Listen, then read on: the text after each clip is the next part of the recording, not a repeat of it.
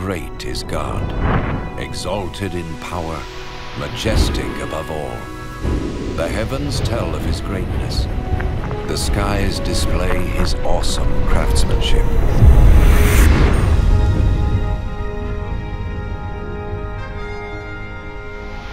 Day after day they continue to speak. Night after night they make him known. In creating the heavens, God also created the earth and formed man from the dust of the ground and breathed into his nostrils the breath of life.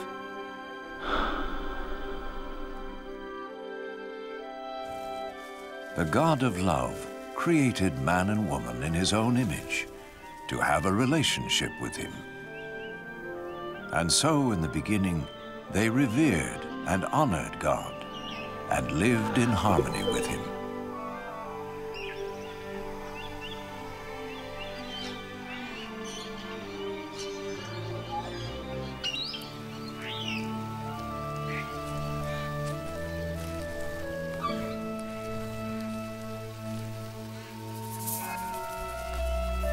This continued until one day, Satan tempted the woman to eat the forbidden fruit, and she gave it to the man, who also ate. In so doing, mankind rebelled against God and went their own way.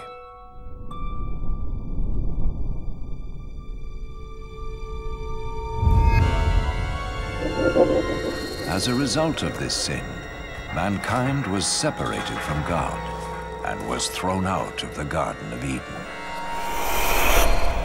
But God still loved mankind.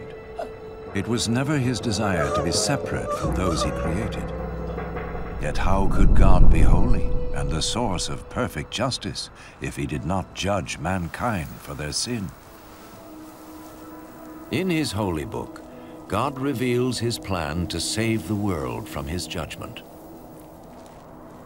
One of the first to see this plan unfold was Abraham.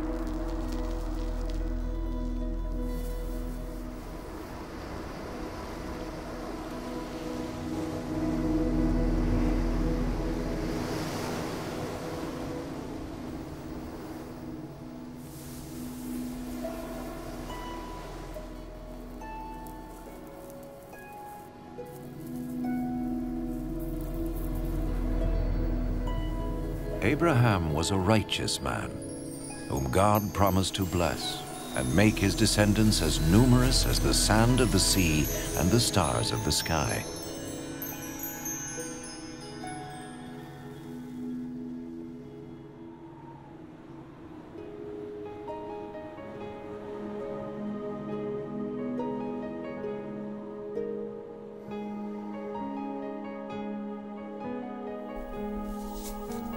To test his obedience, God told Abraham to sacrifice his son as an offering to him.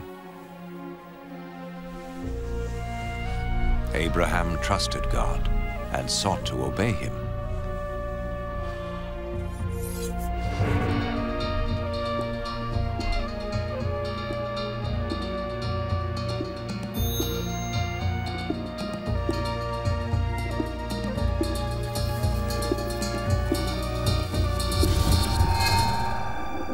But as he raised his knife to kill his son, the angel of the Lord stopped him.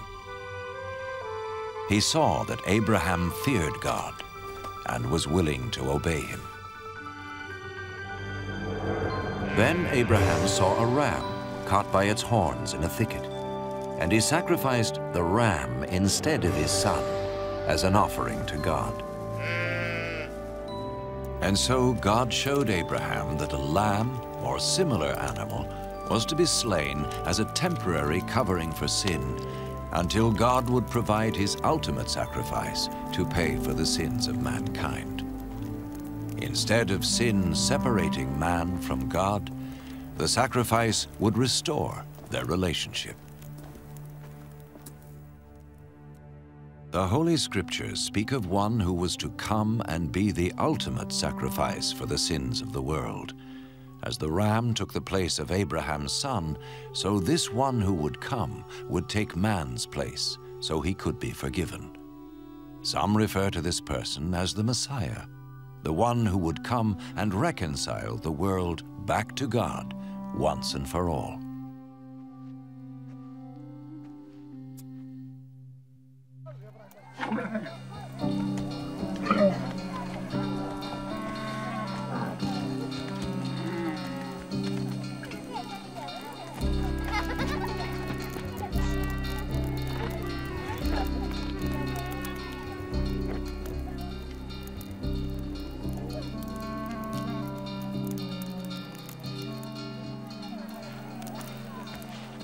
The prophets predicted many things in detail about the Messiah, hundreds of years before he appeared.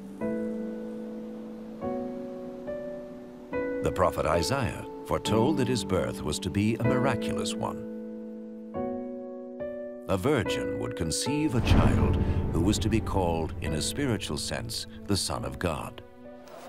The prophet Micah predicted that the Messiah would be born in Bethlehem, while the prophet Zechariah foretold his entry into Jerusalem on a donkey and his betrayal by Judas, one of his followers. Isaiah prophesied what the Messiah would do when he came. The Lord's anointed will preach the good news to the poor, bind up the brokenhearted, proclaim freedom for the captives, and proclaim that the time has come when the Lord will save his people.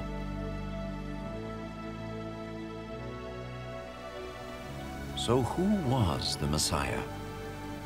In the first century, a prophet came called Jesus. Some thought he was the one the prophet spoke about.